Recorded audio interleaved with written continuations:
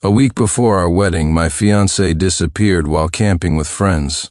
I searched for her for a solid month, nearly losing my mind. But on Christmas Day, under the grand Christmas tree in the city's central square, I saw her embracing and kissing her childhood sweetheart. Vivian Blackwood was nestled in the man's arms, cooing. If this goes on any longer, I might not want to go back and marry Sincere Clark after all. Ethan Miller asked if she regretted disappearing, if she really wasn't planning on going back. She hesitated for a moment. No regrets. Let's just have another week of fun. My parents will cover for us anyway. I'll show up again once he's truly frantic. Hidden in the crowd, I watched their intimate display and let out a bitter smile. The next second, I called home. Stop looking for Vivian. There's no way she'll be my wife now. Sincere, dear, why have you suddenly stopped looking for Vivian? My mother was stunned by my words. After all, when Vivian Blackwood had disappeared while camping with friends, I had spent a whole month searching for her without rest, losing several pounds and becoming utterly haggard. I looked at the two people still kissing under the giant Christmas tree in the city square and smiled bitterly. That's right, Mom. Just consider Vivian Blackwood dead. My mom knew I was speaking out of anger, but she didn't press for details and instinctively comforted me. It's about time. What's so good about that woman anyway? Sincere, since you've left it up to us, I'll definitely find you a suitable match. It'll save you from being fixated on this one, whom I never approved of from the start. My father, who had a hot temper, was overjoyed to hear I was no longer hung up on Vivian. Before I could say anything, the surrounding crowd gasped as dazzling fireworks exploded in the sky. It should have been an incredibly romantic scene, but my heart was filled with nothing but a chilling cold.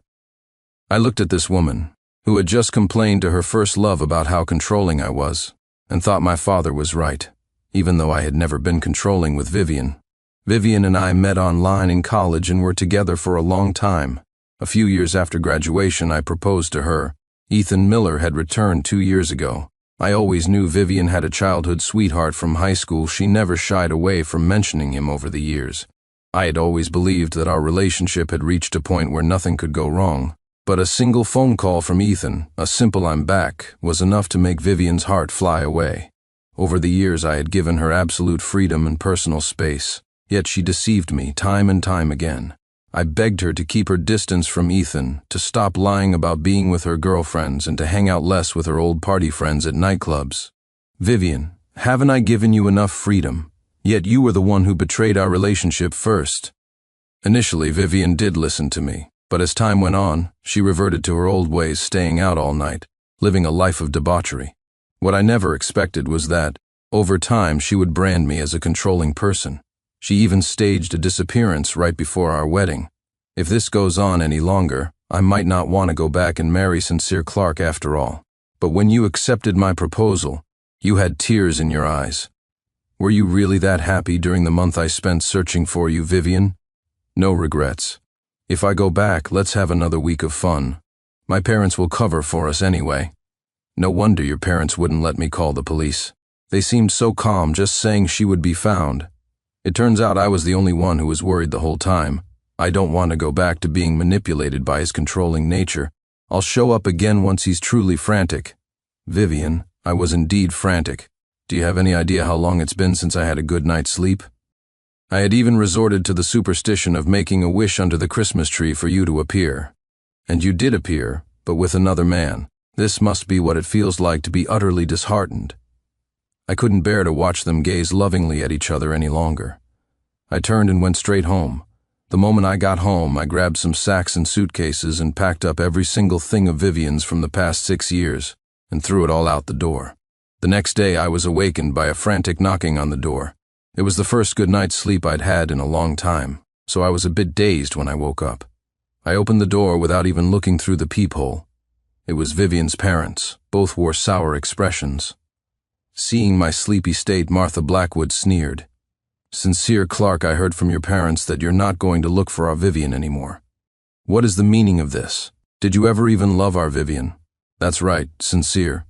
Why would you just stop looking all of a sudden? We're worried sick as her parents as Martha fired off her shrewish questions. Harold Blackwood chimed in, pushing his way into the apartment. I looked at the two of them, dressed in opulent, gaudy clothes that screamed nouveau riche, and scoffed inwardly. Outwardly, however, I managed to put on a pained expression, my eyes turning red. Vivian had broken my heart so thoroughly that feigning this look was effortless. "Mr. and Mrs. Blackwood, I've been searching for so long. Perhaps something terrible has happened. Maybe we should just call the police." "Who are you saying something terrible happened to?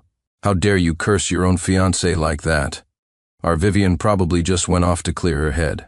Harold was instantly displeased. He plopped down on the sofa and prepared to smoke. Martha, looking equally grim, urged me on. "Sincere, you're my son-in-law. You're just one step away from the wedding.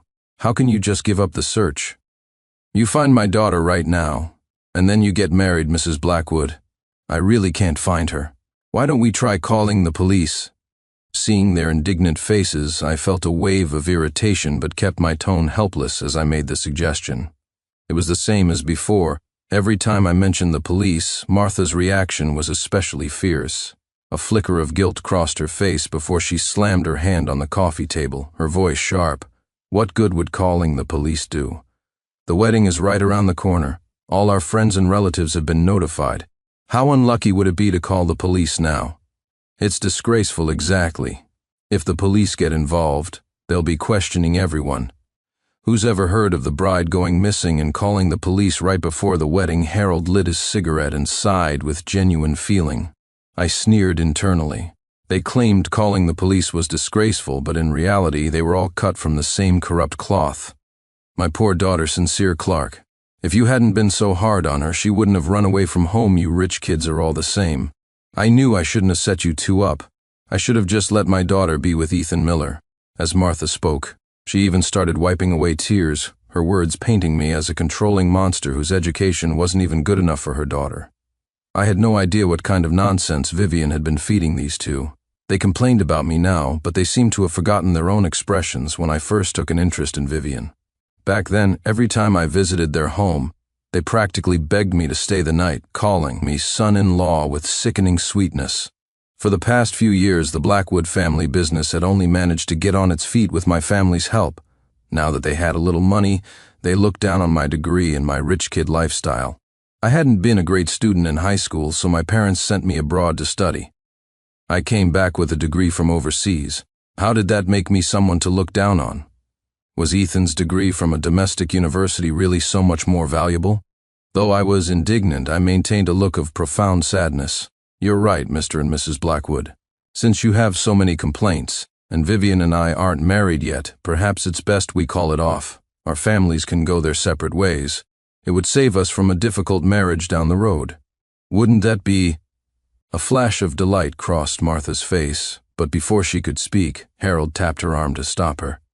He turned to me and said, "Sincere, we still think we should keep looking. Marriage is a serious matter, not something you can just cancel. Don't be rash. We were just worried earlier." I nodded in agreement. After seeing them out, I heard Harold admonishing his wife in the hallway. What was that all about in there? Sure, the Blackwood family is doing better now, but we're not at the top yet. We still need the Clarks for our business. What good would it do to break things off now? Martha, realizing her mistake, quickly agreed. I sneered to myself. Just then my father called. "Sincere, I've found a potential marriage alliance for you. You two should get to know each other. Come home tonight, meet her, and have dinner." I readily agreed and quickly got myself ready. When I got home, my jaw dropped. "Victoria Ashworth? It's you?" Victoria, dressed in an elegant white dress, sat gracefully on the living room sofa. Seeing my astonished expression, she stood up, lifted her chin, and said with a hint of pride, "What's wrong? Am I not good enough for you?" I stared at Miss Ashworth, stunned. While it was true that the Ashworth family had significant business dealings with mine, Victoria and Vivian had never gotten along. Victoria and I had studied abroad together and were, for a time, friends. But after I returned and started my relationship with Vivian, Victoria became cold toward her.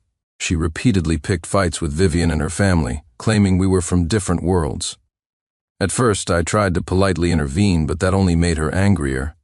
For a while, I found her completely unreasonable and ended up giving her the cold shoulder as well. Yet here she was, willing to marry me, willing to step in as the bride, even after my wedding date with Vivian had already been announced. and form a real alliance with my family. It was unbelievable in my memory. The great Miss Ashworth had always found me too mild-mannered and dull. At that thought, I couldn't help but let out a helpless laugh and nodded repeatedly. "You're good enough, more than good enough. But didn't you used to hate me?" Victoria understood my unspoken question, and a blush crept onto her cheeks. It's not like I really hated you. It was your fault for always orbiting around that Blackwood woman anyway. I'm willing to marry you now besides. Who else would be willing to take on this mess of yours?" You're willing to marry me," I murmured, still feeling dazed. My mother, standing nearby, looked at me as if I were a lost cause. "Sincere, don't you see it? Vicky has always liked you," she told me just now. The reason she always clashed with Vivian was that she saw how fake she was with you, how she was always just using you. Vicky was trying to stand up for you. Victoria looked a bit aggrieved herself and muttered, "And you always yelled at me. She was only after your money, and you couldn't see it. You even stopped talking to me. How could you be like that? You're right, I was wrong. I was blinded by Vivian. I'm sorry, Victoria." Hearing this, I felt ashamed and quickly apologized. She, however, was perfectly composed. "It's fine, I forgive you. I'm going to marry you anyway." With the enthusiastic support of Victoria and the Ashworth family, our wedding preparations moved at lightning speed. The news spread quickly, and soon every prominent figure in the city knew. The consensus was that it was a powerful alliance, a perfect match of talent and looks. When Harold and Martha Blackwood heard the news, they rushed over to find me. They stood at my door, looking completely distraught. When I opened it, they immediately started questioning me, all their previous arrogance gone. Martha asked cautiously, "Sincere, dear, why is everyone saying you're going to marry the heiress of the Ashworth group? What's going on? Weren't you supposed to marry our Vivian?" Facing their confused gazes, I dropped the pretense and nodded directly. "That's right. As I told you last time, I'm done with Vivian. We can't find her anyway, and I'm not waiting anymore. Sincere, don't be rash, you wait. I'll go find Vivian and bring her back right now. Don't do anything rash." How can you just throw away a 6-year relationship so easily? I remained silent, watching them leave with a slow, mocking smile forming on my lips. A moment later, a video was sent to my phone. "Mr. Clark Jr., here is the latest video." It was from the private investigator I had hired to keep an eye on Vivian. From the looks of it, she was out shopping with Ethan Miller, arm in arm, looking blissfully happy. Then she answered a call. After listening for just a few seconds, her face filled with shock. "What? Mom, you want me to come back immediately? Sincere is engaged to who?" "Mom, don't worry. We'll talk when I get back." Vivian's face went pale and she was about to leave, in a panic, when Ethan grabbed her arm. He leaned in and whispered in her ear for a long time. I could guess what he was saying. Sure enough, Vivian's panicked expression soon faded, replaced by a rosy-cheeked flush of anger, as if she'd been played. She called her mother back.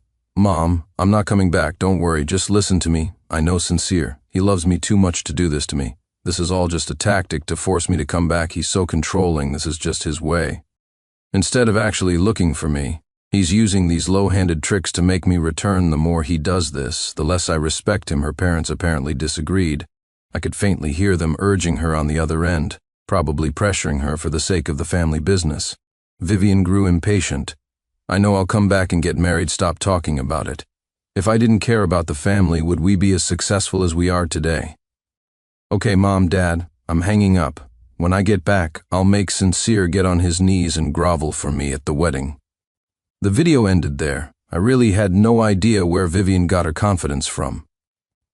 Victoria appeared behind me, looking down at the finished video on my screen, a playful, teasing look on her beautiful face. "Fiancée, I heard she's going to make you kneel and grovel. You're not going to abandon me again, are you?" Hearing this, I met her eyes, shook my head, and smiled. "Never. I'm going to marry you. Vivian can do whatever she wants." I was just stating a fact, but it made Victoria blush deeply. She hurried off to another room in embarrassment, tossing one last sentence over her shoulder. That's for the best soon. The wedding day arrived, and Vivian was nowhere to be seen. Her parents kept reassuring me on one hand while urging Vivian to come back on the other. From the looks of it, she wasn't listening. On the day of the wedding, my parents booked a rooftop garden of the most luxurious hotel in the city, inviting celebrities and reporters from home and abroad. The venue was a blend of Eastern and Western styles, designed by a dedicated team to be both high-end and tasteful. I had just instructed a few people to prepare the fireworks when my phone rang. I pulled it out and saw a name I hadn't been able to reach for over a month, a name that hadn't tried to call me either. Vivian Blackwood. I tugged at the corner of my mouth and answered. The person on the other end seemed to expect me to pick up instantly and adopted a haughty tone. Sincere, today's the wedding, right? You must be dying. You're stuck without a bride, aren't you? If you beg me right now, I'll come back and marry you. At this point, I had no idea what fantasy Vivian was living in. I spoke softly. Vivian, look up. Vivian sounded confused on the other end. She frowned, looked up, and gasped. I knew she had seen the live broadcast of the wedding on the giant screen of the office building across the street. The wedding, jointly funded by the Clark and Ashworth families, was being broadcast on every electronic screen in the city. At that moment, all of them were showing my wedding. As the camera slowly panned, revealing Victoria in her custom-made wedding gown, Vivian's face turned deathly white. Sincere, you're really getting married? And to Victoria Ashworth? Vivian's voice cracked as she shrieked, unable to believe I was not only getting married but also broadcasting it live. She was even more incredulous that my bride was Victoria, her rival for years. Sincere, don't joke like this. I'll marry you. You even got Victoria to play along in this act with you. There's no need to provoke me like this. Didn't you hate her too? Hearing her words now, I almost wanted to laugh. I said, I'd advise you not to speak about my wife that way. Hating her in the past doesn't mean I hate her now. Vivian, did you really think that if you came back and said you were willing to marry me, I'd come running back to you like a puppy, just like before? Vivian didn't understand my attitude. I continued, but why should I? Why would I marry a woman who deliberately disappeared on me? Vivian had never heard me speak to her in this tone before, and she panicked. I was just trying to prove whether you loved me or not. Sincere, you only looked for a few days before giving up. I'm so disappointed in you to that. I only offered silence. Vivian was silent for a moment too, then suddenly realized that a phone call couldn't pinpoint her exact location. You told me to look up. You know where I am? I nodded with a cold smile. Vivian, I know far more than you think. How is that possible? How could you possibly know everything? The places I go are places you'd never go, and have no interest in. Vivian frantically looked around for paparazzi or photographers, but found no one. Next time you're with Ethan Miller, don't pick a place so close. We don't need to be in contact anymore. I hung up the call. The wedding went off without a hitch. In fact, many people who weren't even on the guest list showed up to offer their congratulations. By the time Vivian found me, the reception was over. Victoria and I had just finished our final dance, and she had gone to rest. Vivian walked slowly through the lavishly decorated venue, momentarily stunned. She looked at me with red-rimmed eyes, her envy and jealousy palpable. Sincere, the wedding you promised to plan for me wasn't even this grand. You gave this to Victoria? I looked at the somewhat broken Vivian, my expression unchanging. Speaking of which, I should be thanking you, Vivian. Thank you for letting me go. You're thanking me? That sentence made Vivian completely break down. She glared at me fiercely for a long moment. When she saw no crack in my composure, her envy and jealousy turned to pure resentment. Sincere, Clark, you'll regret not marrying me from now on. I'm with Ethan. He'll surpass you one day. After throwing down her threat, Vivian left with her head held high. He'll surpass me one day? I couldn't help but chuckle. How could his years of hard study compare to my family's 3 generations in business? What was this woman thinking? Didn't she know that with a degree like Ethan's, the best he could hope for at my family's company was to meet me? He wasn't even qualified to meet my father. I turned and instructed my assistant to cut off all cooperation with the Blackwood family. Harold, who found out later, came with an equally defiant Martha to plead for Vivian. They were eventually led away by a newly arrived Vivian, who was now bursting with pride. Let me tell you, Sincere, Clark, you think I care about your family's money? Ethan has found a new way to make money. We don't need to beg you. We won't be any worse off than you in the future. They stood before me like clowns, and I laughed mockingly. Fine, I'll wait for him to be better than me. He doesn't need to do much, just be able to afford a wedding here. I tapped my foot on the floor of the hotel, located in one of the most expensive districts in the city. Their expressions changed, and they turned and left, muttering curses. After that, with my family cutting off cooperation and withdrawing investments, the Blackwood family was down for only a short while. before they and Ethan started aggressively fundraising everywhere. The Clark Group had always helped manage the Blackwood's small company, and the business they handled was mostly small contracts from us. Though small, it was enough to make them very wealthy. Now that the families had split, we also withdrew our management team. The entire Blackwood company was now a hollow shell. Aside from a few entry-level employees they had hired themselves, there was no one capable of leading. Management descended into chaos, and several key people resigned. Yet they naively believed they could manage it all on their own. They even thought the Clark Group's people were too timid, only chasing paltry profits, and were thrilled to finally be making their own decisions. Their recent fundraising attempts, however, were so amateurish and presumptuous that they offended many of their past partners. Several of those business owners called me. I simply told them that whatever the Blackwoods were doing had nothing to do with me or my family. From now on, the Blackwood company was not affiliated with the Clark Group, and they didn't need to call me about it again. At the same time, I managed to find out what they were trying to invest in. Years of business experience told me at a glance that it was a scam. A get-rich-quick scheme with guaranteed high returns? It was laughable. What era was this? People still believed in foolproof investments. But I didn't meddle, merely advising the other business owners to be cautious and to warn their circles not to invest. Unable to secure loans, Vivian naturally blamed it all on me, bombarding me with voicemails and calls. "Sincere Clark, you just can't stand to see my family succeed. Why are you telling those business owners not to invest in us? Trying to use the Clark Group to bully people, are you? I never knew you were such a small-minded schemer who plays dirty tricks. Let me tell you, even if you stop them from investing, I've found plenty of other owners who were willing. Her face was now so hateful that I had no desire to communicate with her further. I simply hung up and blocked her number. It was obvious she had been using the Clark Group's name to ask for money. It didn't matter. Once the amount became significant, our legal team would step in. Sure enough, it wasn't long before the Clark Group's lawyers contacted the Blackwood family. The investors who had been duped also terminated their agreements before any money was transferred. Vivian's triumphant mood was short-lived. Her calls to me went unanswered. I heard that when she couldn't borrow money, she took out a loan from the bank, using the family company as collateral. Given the timing, it was clear that the first small, sweet return from the scheme had made her reckless. The second, larger return from the project emboldened her to mortgage their house as well. The entire Blackwood family started walking around with their heads held high. The returns made them believe they were about to enter high society, and they began a frantic spree of revenge spending, buying luxury goods they could never have afforded before. Many friends told me they had seen Vivian acting arrogantly in luxury stores. I constantly received photos from her and her family, showing off their new purchases, luxury goods, new cars. They were living quite lavishly.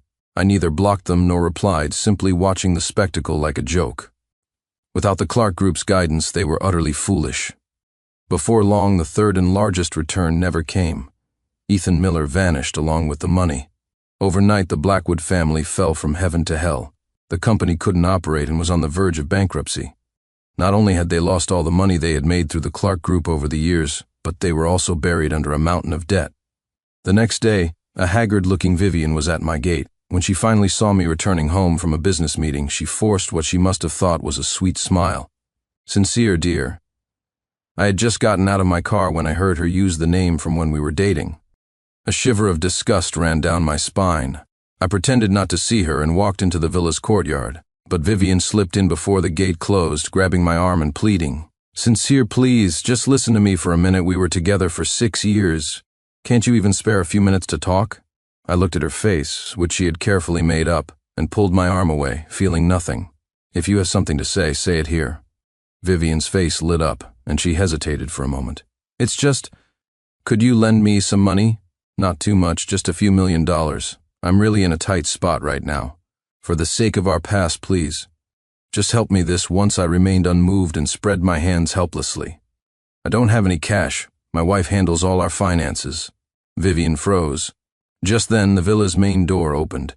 Victoria, likely wondering why my car had been parked for so long, came out with the butler to check. Seeing Vivian, her face twisted into a mocking sneer. Well, look who it is. If it isn't Miss Blackwood. What brings you here to see our Sincere so late at night?" A look of shame crossed Vivian's face. Before she could speak, Victoria interrupted, her eyes scanning Vivian up and down. Just a few months ago, weren't you buying the latest designer bags on a whim? Why are you dressed so shabbily now? Not a single brand name on you. Don't tell me your business failed and you're here to borrow money from our Sincere.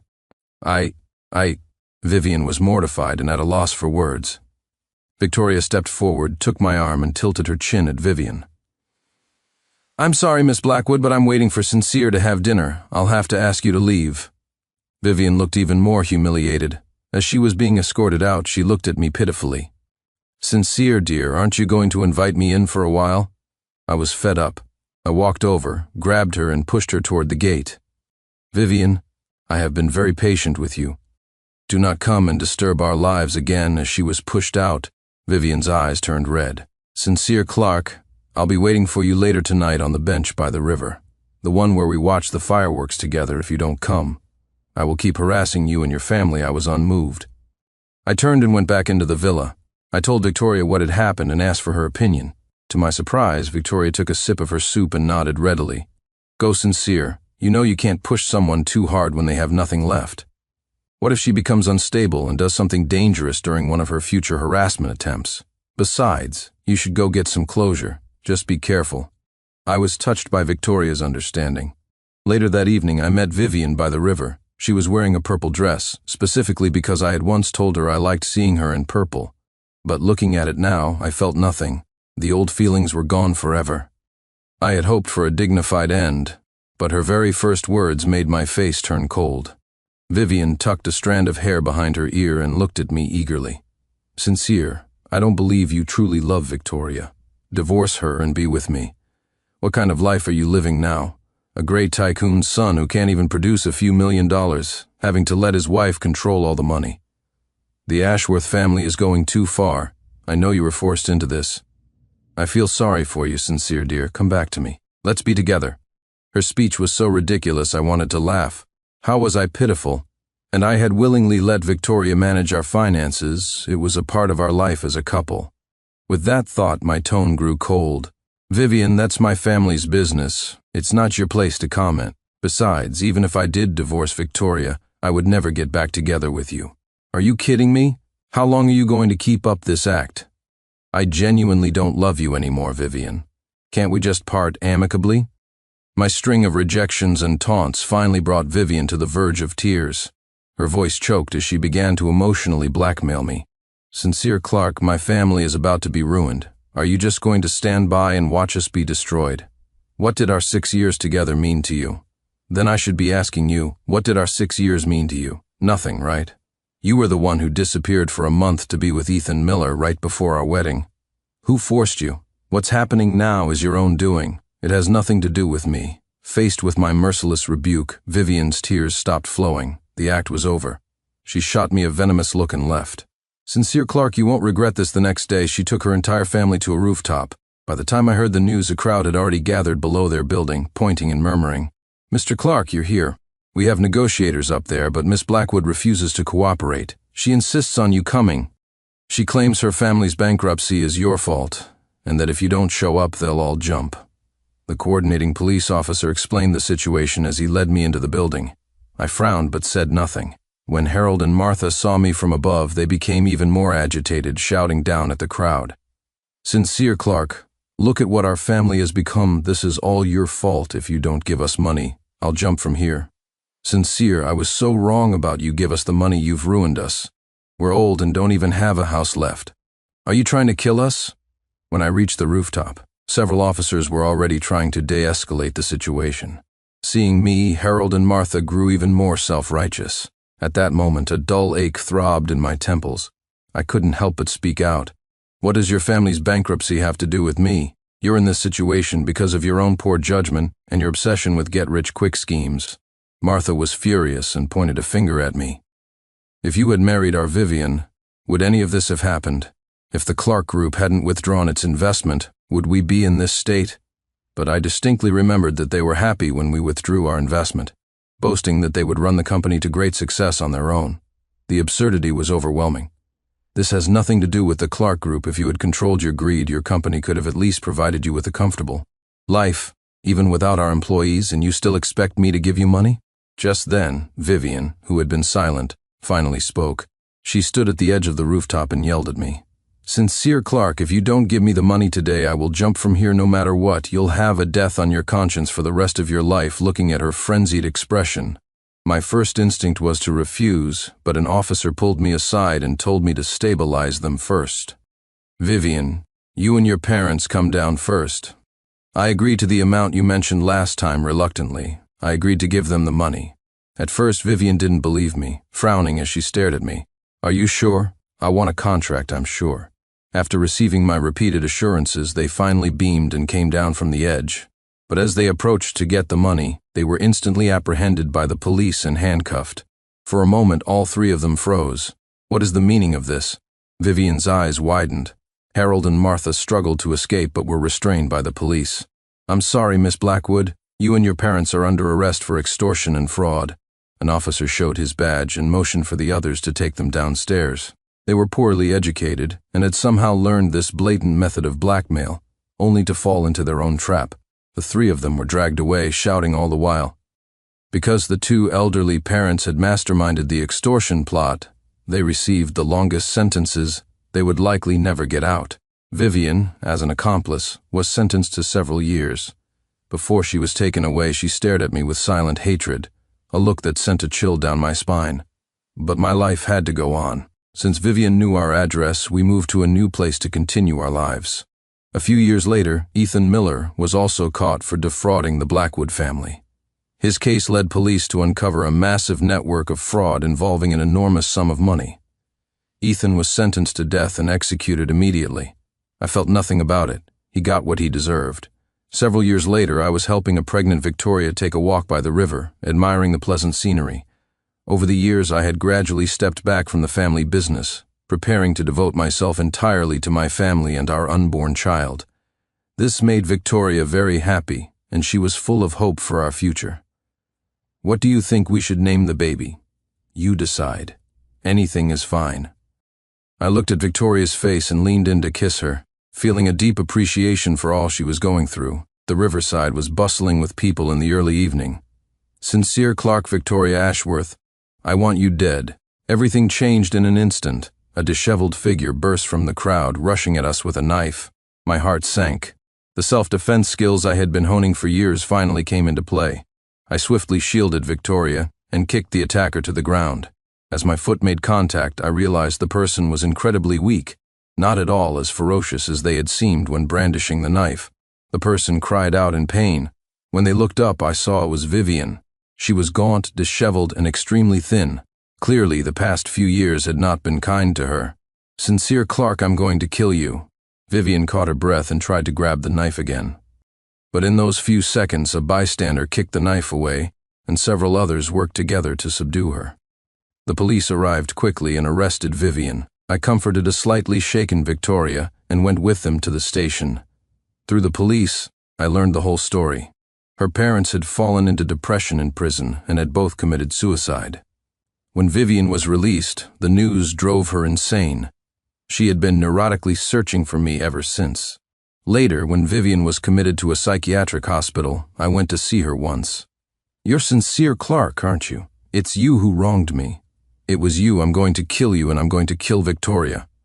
I'll send them all to hell." In her room, she was still shouting and cursing everyone, believing that the entire world had wronged her. I sighed and turned to leave. Victoria was due soon. Our family of three was about to begin a new life.